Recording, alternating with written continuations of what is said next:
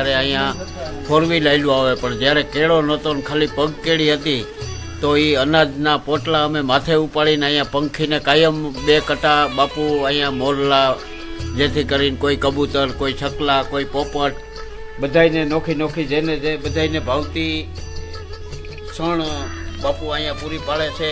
મોકલવાવાળા મોકલે છે, નાખવાવાળા નાખે છે અને સેવાનો લાભ લઈએ છીએ. અને અમે અમારી કમાઈ કરવા અને અમારું કરવા અમે અહીંયા અવારનવાર આવીએ છીએ અને અમને આ જગ્યા બહુ અનુકૂળ આવે છે, બહુ પસંદ છે. આપણો વારસો બ્લોગ્સમાં તમારું ખૂબ ખૂબ હાર્દિક સ્વાગત છે. આજે ફરીથી તમને એક સુંદર આધ્યાત્મિક અને અદ્ભુત જગ્યા હું બતાવવા જઈ રહ્યો છું, જે ગીરના મધ્યમાં આવેલી છે. મેંદરડા તાલુકાનું આંબાળા ગામ છે અને આંબાળા ગામથી 3-4 કિલોમીટરના અંતરે જંગલમાં આ સુંદર અને આધ્યાત્મિક જગ્યા આવેલી છે કે જે જગ્યા ઉપર 500 વર્ષ પહેલાં એક વીરડો ગાળવામાં આવ્યો હતો. આ વીરડો કોણે ગાળ્યો હતો અને આ વીરડાનું સાચું નામ શું છે અને આ જગ્યા કેટલી સુંદર અને અદ્ભુત છે તેના દર્શન આજે હું તમને મારા બ્લોગ્સમાં કરાવવા જઈ રહ્યો છું. ચાલો મળીએ આપણે એ સુંદર અને આધ્યાત્મિક જગ્યા ઉપર, જેનું નામ છે દેવ વીરડો.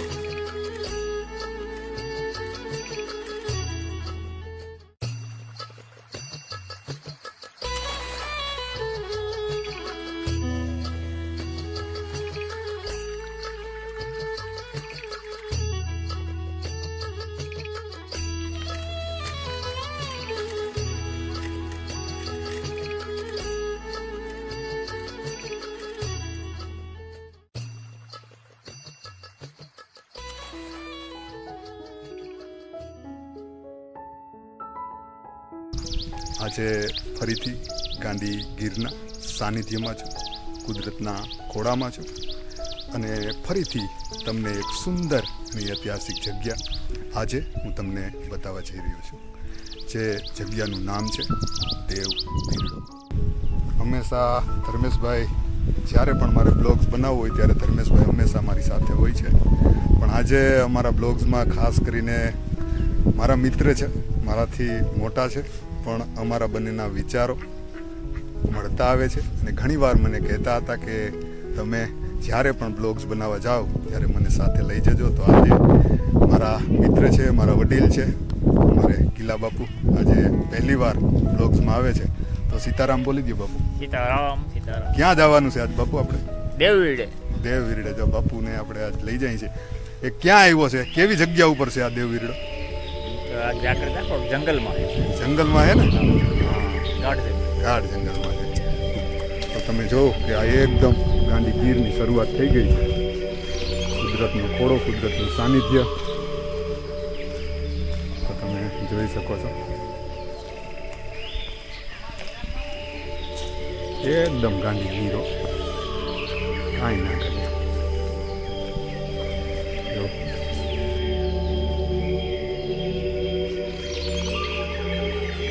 તમને જોવા મળ્યો હતો? હગડ હતા. તો જો દાદા કહે છે કે હમણાં જ હગડ જોયા છે, એટલે કે સિંહના જે જગ્યા ઉપર સિંહ મુવમેન્ટ કરતો હોય છે, ચાલતો હોય છે, તેના પગના જે જગ્યા ઉપર નિશાન તે મૂકતો જતો હોય છે, તેને ગુજરાતી ભાષામાં, દેશી ભાષામાં હગડ કહેવામાં આવે છે, એને હગડ કહેવાય. અને માલધારી લોકો ખાસ કરીને આ નિશાનીથી તે ચેતી જતા હોય છે કે આજુબાજુમાં ગમે ત્યાં હિંસક પ્રાણી છે. તો હમણાં જ આ દાદાને એ હિંસક પ્રાણી એટલે કે સિંહના એ સગડ જોવા મળ્યા છે, તેના નિશાન જોવા મળ્યા છે. તો ચાલો ધીરે ધીરે ગાંડી ગીરમાં આપણે દેવ વીરડા તરફ આગળ વધી રહ્યા છીએ અને આજે તમને ખૂબ નજીકથી ગાંડી ગીરના દર્શન કરવાની અમારી ઈચ્છા છે કે તમને ખૂબ નજીકથી આ સુંદર ગીરનું સાનિધ્ય તમને આજે બતાવીએ.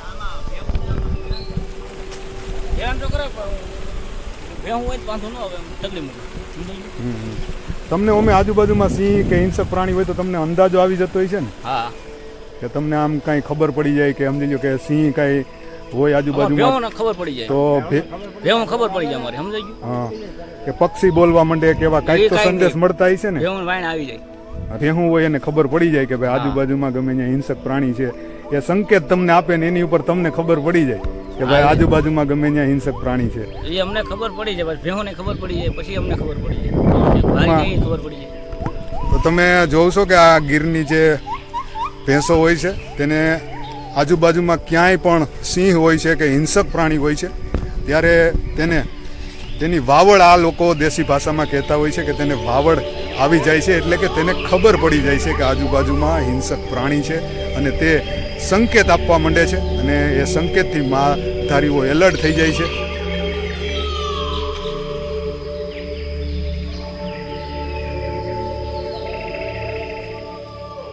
તો અમે હવે નિર્ણય લીધો છે કે ધીરે ધીરે અમે ચાલીને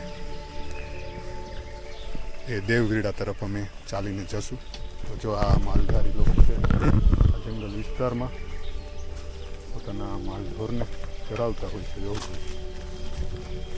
એકદમ ગાંડી ગીર છે, જંગલ છે અને જંગલની વચ્ચે આ લોકો પોતાના માલઢોરને ચરાવવા માટે લઈને આવતા હોય છે.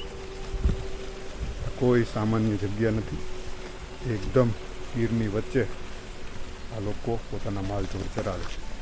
ને આ ફરતે બાજુ તમે જોઈ રહ્યા છો કે બધી ગીરની ટેકરીઓ છે અને ટેકરીની વચ્ચે આ લોકો પોતાના માલઢોરને ચરાવે છે. આ અટાણે આંબાળા ગામથી કેટલું અંદર હશે અંદાજે? કેટલું? 2 કિલોમીટર જેવું અંતર છે એમ ને? હજી તમે આગળ તો જાઓ જ ને? કેટલા કિલોમીટર આગળ જાઓ? એટલે એમની અંદાજ એટલે 3-4 કિલોમીટર હોઈ જાઓ. હા, તો તમે જોવો છો કે 3-4 કિલોમીટર સુધી આ લોકો પોતાના માલ ઢોરને લઈને, ગાયોને ભેંસોને લઈને જંગલમાં ચરાવવા માટે જતા હોય છે. તે સવારમાં વહેલા નીકળી જતા હોય છે, પોતાનું ભાતું પણ પોતાની સાથે હોય છે અને સાંજના 5 વાગ્યાની આસપાસ તે ફરીથી આ જંગલમાંથી ઘર તરફ જવા માટે નીકળતા હોય છે. ત્યાં સુધી તે આ ગાંડી ગીરની વચ્ચે રહે છે, પોતાના માલઢોરને ચરાવે છે અને કુદરતના સાનિધ્યનો, કુદરતના આ ખોળાનો ભરપૂર આનંદ માણે છે. તો ચાલો આપણે ધીરે ધીરે આગળ વધીએ છીએ દેવવીરડા તરફ.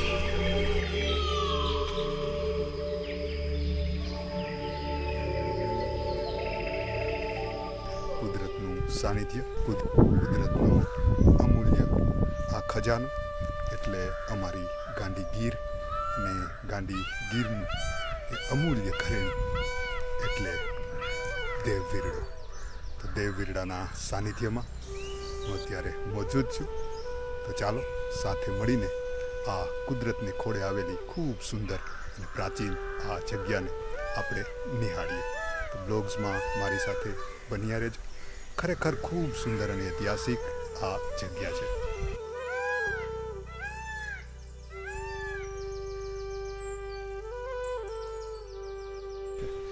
તમે જોઈ રહ્યા છો અને સામે છે એ દેવવીરડાની ખૂબ સુંદર અને પવિત્ર જગ્યા. તો અમારે ધર્મેશભાઈ જોઉં અમારી રાહ જોઈને ઊભા છે. ધર્મેશભાઈ, આ જગ્યા કેવી લાગી તમને? આ જગ્યા કાંઈ ઘટે નહીં, એગુર છે આ જંગલમાં. જંગલની વચ્ચે વચ છે ને, તો ખરેખર આ કુદરતના સાનિધ્યમાં તમે આવ્યા છો તો એકાદો દુહો પણ લલકારી દે. આપણે ગીરનો એક દુહો બોલી નાખીએ. બોલો બોલો. કે હરિયાળી ગીર છે રૂડી અને પવિત્ર પ્રેમ ઘેલુડી, વાયુ જ પાટે અમારે હેજી જાડવા ઝૂલતા હાલતા હી ચકલઈ, વાયુ જ પાટે અમારે હેજી જાડવા ઝૂલતા હાલતા હી ચકલઈ. હે ઓલી જમના કાંઠે અને જાદવા સાથે ઓલી ગોપીઓ ઘૂમી રહી અને હાદુડાની ડણી કોઠાતી અને જશોદાની સાય છે ફેરાતી. વાહ ધર્મેશભાઈ વાહ, ખરેખર આ દુહા સાંભળીને આજે આ ગીરનું માતમ આપને સમજાય છે, તેની કેટલી સુંદર અને ભવ્ય આ વિરાસત છે તે આ દુહો સાંભળીને આપણને સમજમાં આવે છે કે આપણી આ ગીર કેટલી રળિયામણી છે, કેટલી સુંદર છે, કેટલી પવિત્ર છે. તો ચાલો હવે હું તમને એ જગ્યા બતાવું જે જગ્યા જોવા માટે ખાસ કરીને આપણે આવ્યા છીએ, જેનું નામ છે દેવ વીરડો. તો સૌ પ્રથમ જે દેવ વીરડાની આ જગ્યા છે, જ્યાં જે મહાત્મા છે, જે સંત છે, તે આ ગાંડી ગીરની વચ્ચે આવેલો આ આશ્રમ એટલે દેવ વીરડાની આ જગ્યા, જ્યાં ખૂબ ઓછા માણસો આવતા હોય છે. ખૂબ દુર્ગમ આ જગ્યા છે, ગીરની વચ્ચે આવેલી આ જગ્યા છે, જ્યાં એ મહાત્મા બિરાજમાન છે. જે મહાત્મા આ જગ્યા ઉપર રહે છે તેની સાથે થોડી વાતો કરીશું, મુલાકાત કરીશું અને દેવ વીરડાના માતમ વિશે, મહત્વ વિશે આપણે જાણીશું. તો આ એનો મેન ગેટ છે, એની અંદર આપણે પ્રવેશી ગયા છીએ. પ્રવેશતાની સાથે જ અહીં ખૂબ સુંદર ખોડિયારમાંનું સ્થાન આવેલું છે. ખોડિયારમાંની ખૂબ સુંદર પવિત્ર જગ્યા અહીં આવેલી છે. તો ચાલો હું તમને ખોડિયારમાંના પણ દર્શન કરાવું. જય ખોડિયારમાં, જય આદ્ય શક્તિ, વિશ્વનું માં કલ્યાણ કરજે ને સૌને સાચા અને નેક રસ્તે ચાલવાની માં તું હિંમત આપજે, તેવી હું તમારા ચરણોમાં અરજ કરું છું, પ્રાર્થના કરું છું. તો તમે ખૂબ જ સુંદર ખોડિયારમાંની એ મૂર્તિના દર્શન કરી રહ્યા છો. જય ખોડિયારમાં, વિશ્વનું કલ્યાણ કરજે મારી માળી. તો આપણે ખૂબ સુંદર ખોડિયારમાંની મૂર્તિના દર્શન કર્યા અને હવે તમે જોઈ રહ્યા છો એ દેવ વીરડાનો એ ખૂબ સુંદર કુદરતના ખોળે આવેલો એ આશ્રમ. પ્રવેશતાની સાથે જ સામે ગણેશ બાપાની ખૂબ સુંદર પ્રતિમા આ તમે દર્શન કરી રહ્યા છો.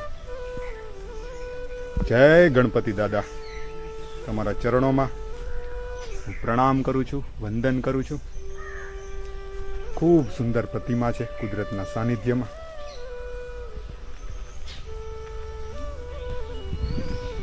શ્રાવણ માસ છે, ખૂબ સુંદર આ શ્રાવણ માસનો પવિત્ર મહિનો ચાલી રહ્યો છે અને અમને કુદરતના સાનિધ્યમાં આવવાનો મોકો મળ્યો છે અને દેવ વીરડાના સાનિધ્યમાં ખૂબ સુંદર આ જગ્યા ઉપર મારો ભોળિયોનાથ બિરાજ. હર મહાદેવ, જય ભોળિયાનાથ.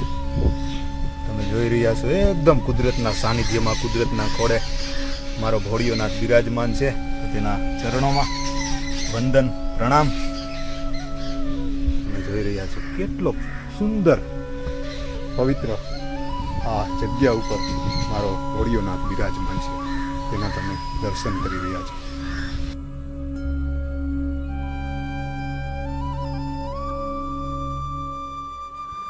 ઘણા આશ્રમ તમે જોયા હશે, પણ આ આશ્રમ બીજા આશ્રમ કરતાં અલગ એટલા માટે છે કે આ જગ્યા ઉપર નિસ્વાર્થ ભાવે પશુ પંખીની સેવા થઈ રહી છે.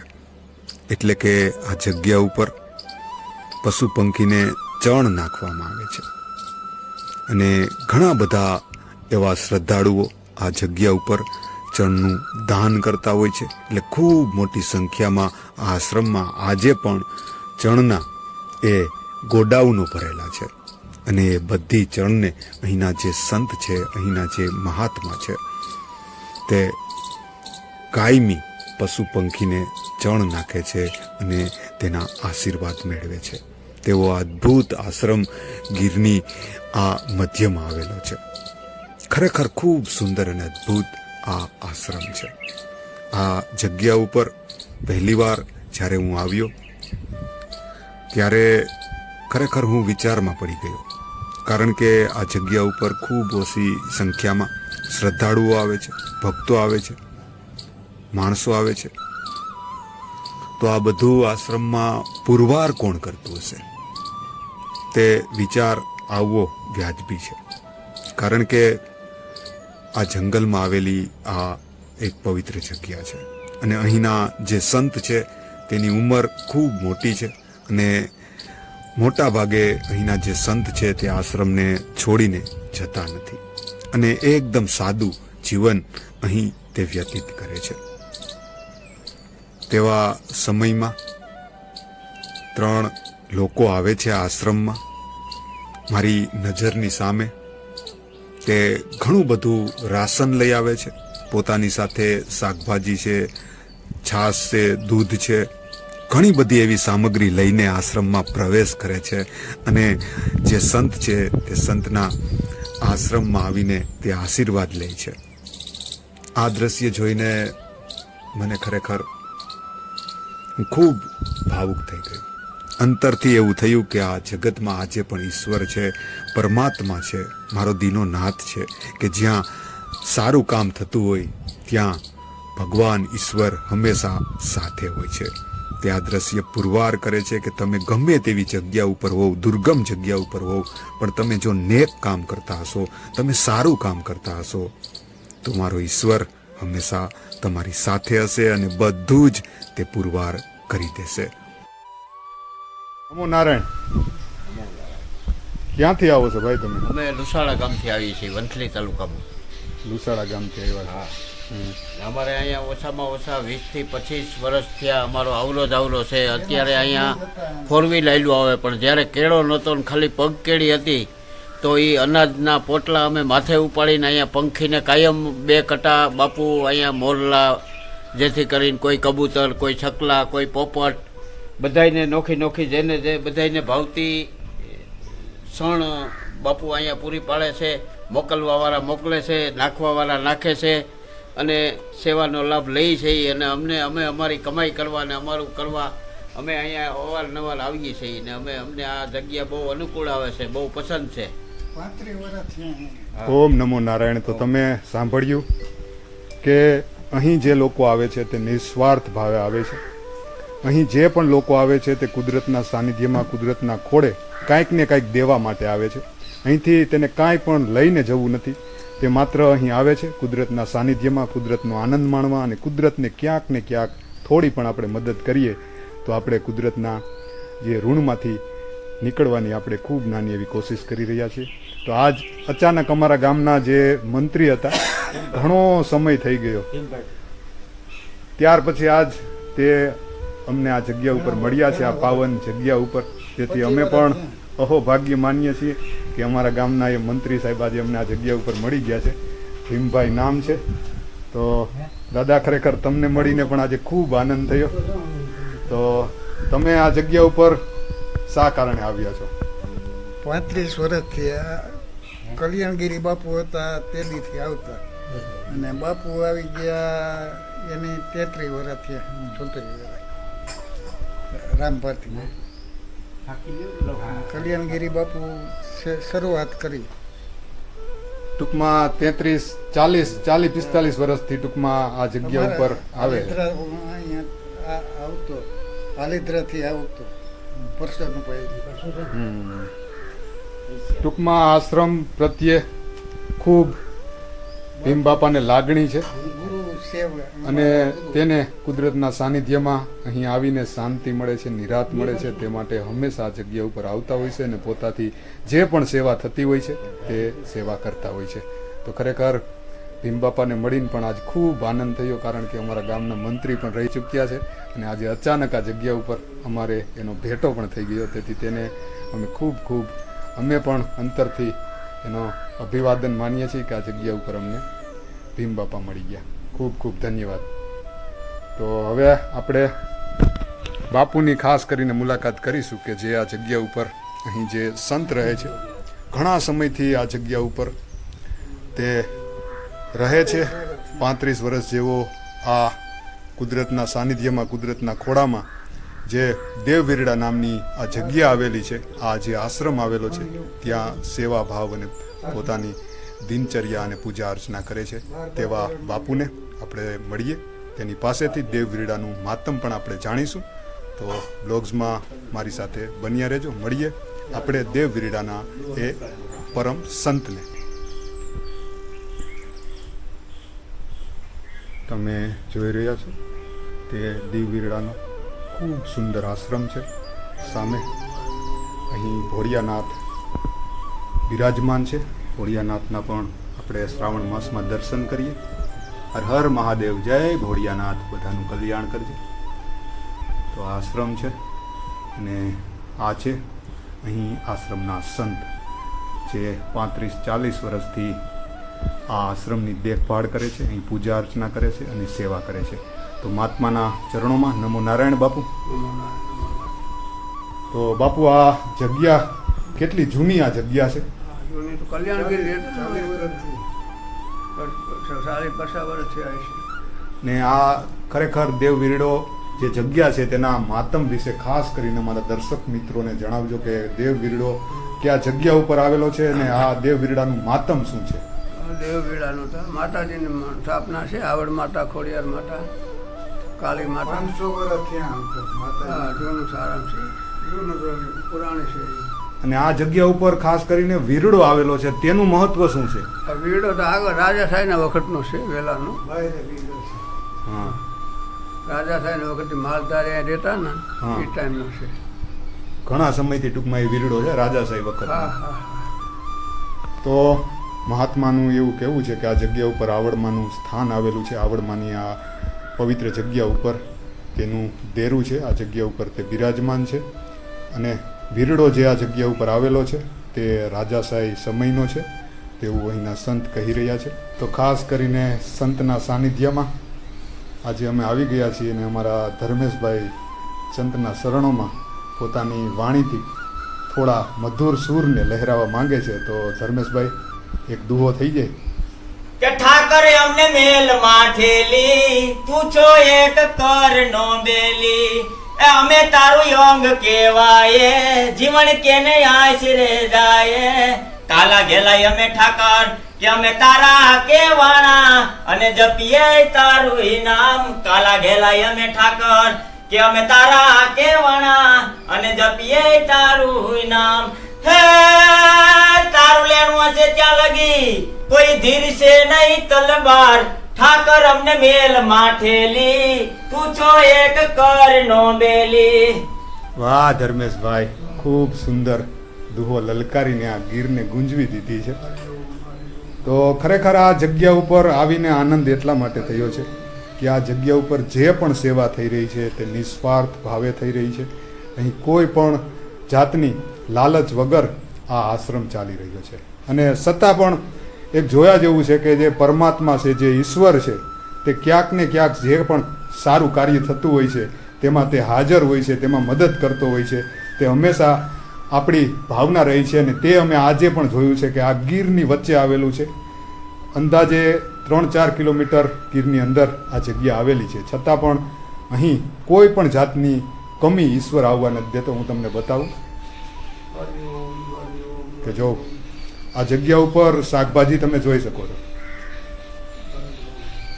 આ ક્યાંયથી શાકભાજી ખરીદવામાં નથી આવી. તમે જો આ બાજુ બધું જ શાકભાજી છે જેનાથી 50-60 જણાની રસોઈ થઈ શકે એટલું શાકભાજી અહીં મોજૂદ છે. અને તે પણ તાજું છે, એવું નથી કે પડતર છે. તમે જો આ બધું અહીં આવી જાય છે કુદરતની મહેરબાનીથી. ક્યાંય લેવા જવું પડતું નથી. કોઈક ને કોઈક એવા માણસો આ જગ્યા ઉપર આવે છે જે આ બધું લઈ આવતા હોય છે. અને ફ્રીજ પણ તમે જોવો છો કે આ ફ્રીજ છે એટલે તમને એમ હોય છે કે ગીરના જંગલમાં છે તો ખાલી છે, પણ જો તમે જોઈ લો, ફ્રીજ પણ ખાલી નથી. આને કુદરતની મહેરબાની કહેવાય, કુદરતના આશીર્વાદ કહેવાય. એના વગર આ વસ્તુ થઈ ના શકે, કારણ કે આ ગાંડી ગીર છે. અહીં આવવામાં પણ તમને પરસેવો વળી જાય તેવી જગ્યા ઉપર સાધુ સંતોના સાનિધ્યમાં એવી આત્માઓ આવતી હોય છે જે આ બધું જ પુરવાર કરી દેતી હોય છે. અને તેમાં ઈશ્વર હંમેશા તેની સાથે હોય છે. તો તમે જોઈ રહ્યા છો આ ખૂબ સુંદર એ આશ્રમ. તો બાપુના ચરણોમાં હું વંદન કરું છું, પ્રણામ કરું છું અને તમને એ પવિત્ર જગ્યા બતાવવા જઈ રહ્યો છું જેના નામથી આ જગ્યાનું નામ પડ્યું છે દેવ વીરડો.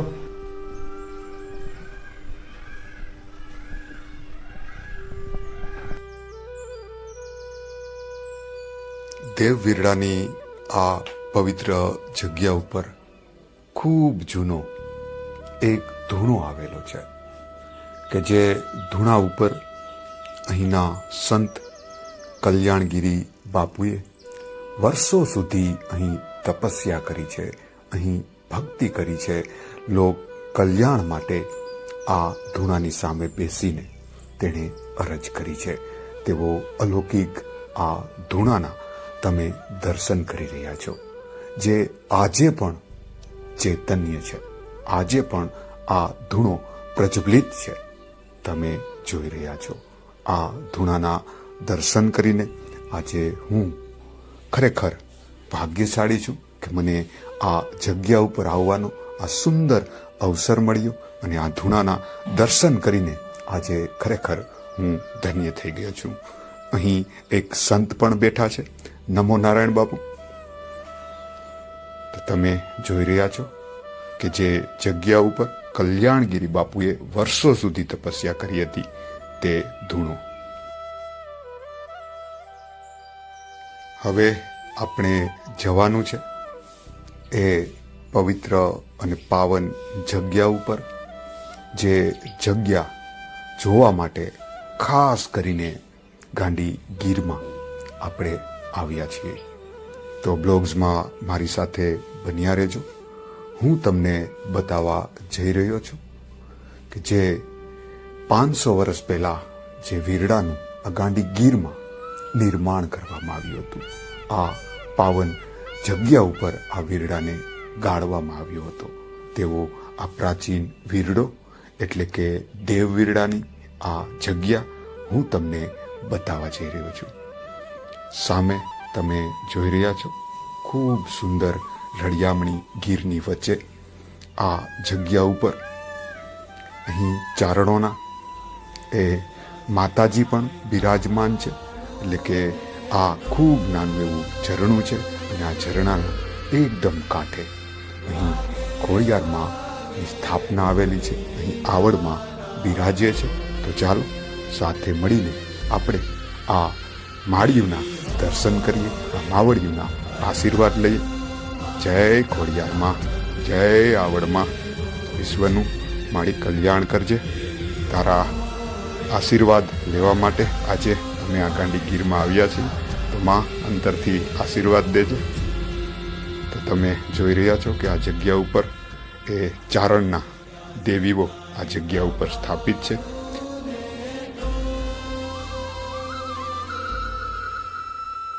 પવિત્ર જગ્યાની બાજુમાં ખૂબ પ્રાચીન એ વીરડો આવેલો છે. તમે જોઈ રહ્યા છો તે જ એ વીરડો છે જેને 500 વર્ષ પહેલા આ જગ્યા ઉપર ગાળવામાં આવ્યો હતો. તમે એ પવિત્ર વીરડાના દર્શન કરી રહ્યા છો. ધર્મેશભાઈ તેનું પાણી તમે જોઈ રહ્યા છો કે સ્પર્શ કરી રહ્યા છે. ખૂબ સ્વચ્છ અને શુદ્ધ આ પાણી છે. અને આ વીરડાની ઊંડાઈ અંદાજે અહીં જે માલધારીઓ ઢોર ચરાવે છે તેની પાસેથી અમે જાણ્યું હતું કે 15 હાથ જેવી આ વીરડાની ઊંડાઈ છે. અને વર્ષોથી આ વીરડામાં પાણી ખૂટતું નથી. આ વીરડો કોણે ગાળ્યો હશે, શું કામ ગાળ્યો હશે, તેના નક્કર કોઈ પુરાવા નથી. ઘણી બધી લોકવાયકાઓ આ વીરડા વિશે છે. ઘણા લોકો કહે છે કે આ વીરડો વર્ષો પહેલા ચારણોએ ગાળ્યો હતો, કે જે લોકો આ જગ્યા ઉપર પોતાના માલ ઢોર ચરાવતા હતા તે લોકોએ આ વીરડાનું નિર્માણ કર્યું હતું. ઘણા લોકો કહે છે કે આ વીરડાનું નિર્માણ રાજાશાહી સમયમાં ભીલ લોકો, આદિવાસી લોકો આ જગ્યા ઉપર રહેતા હતા, તેણે આ વીરડાનું નિર્માણ કર્યું છે.